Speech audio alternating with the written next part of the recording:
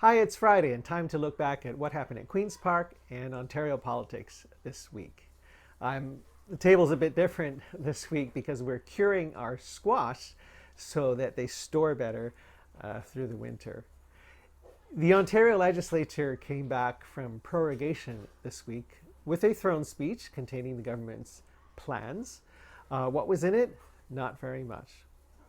Eye exams. Pressure is rising on the government to reach a fair deal with optometrists on OHIP reimbursements on things like eye exams so that services can resume.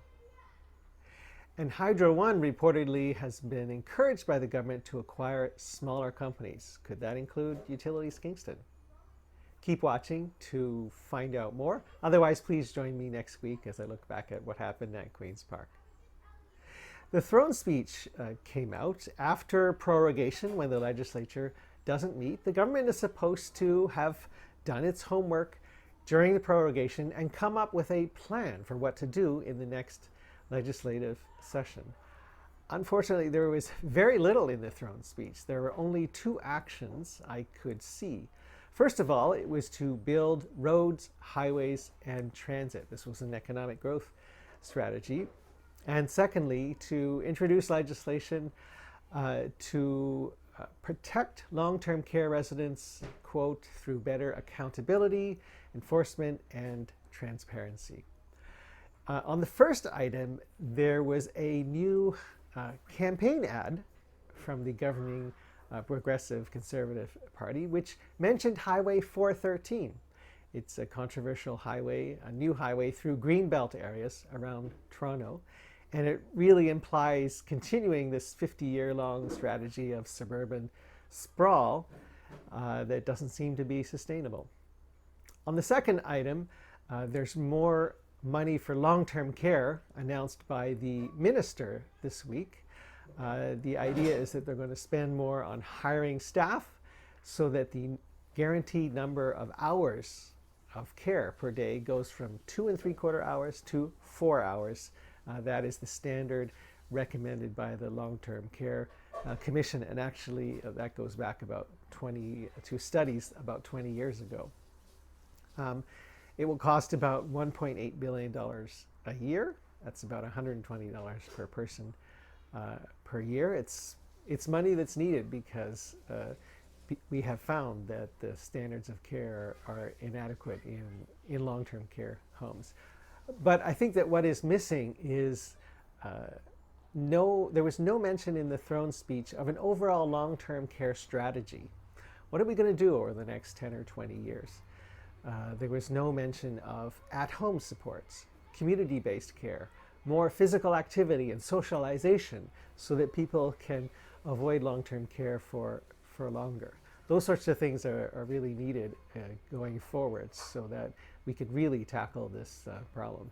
The throne speech had no plans to address things like climate change, the nurse and family doctor shortage, autism, small business, labor shortage, difficulty hiring, the rising cost of living, including housing, especially including housing, and which especially affects people on fixed supports like ODSP. No mention about childcare, mental health in schools. Premier Ford can't really wait and see if the political pressure is too much before acting on these items. Eye exams. Public awareness is rising, and so is the political temperature on this issue. Optometrists have withdrawn OHIP-covered services like eye exams because over the last 30 years, there's only been a 10% increase in the reimbursement for eye exams.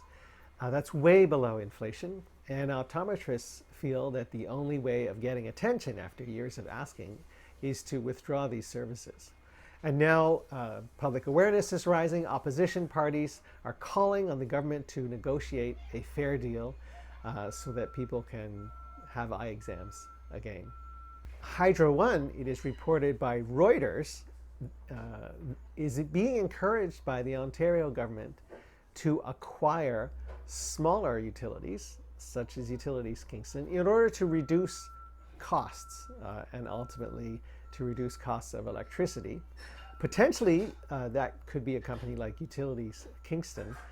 But in my work, I've found that there is a downside to that. Utilities Kingston is a nimble, community-connected utility that runs the electricity, gas, water, and sewage. And the fact that it runs all of those things has allowed it to be a real partner for innovation in this community of Kingston, especially when it comes to sustainable energy innovation in Kingston. So I think we have to pay close attention in case Utilities Kingston becomes an acquisition target of Hydro One.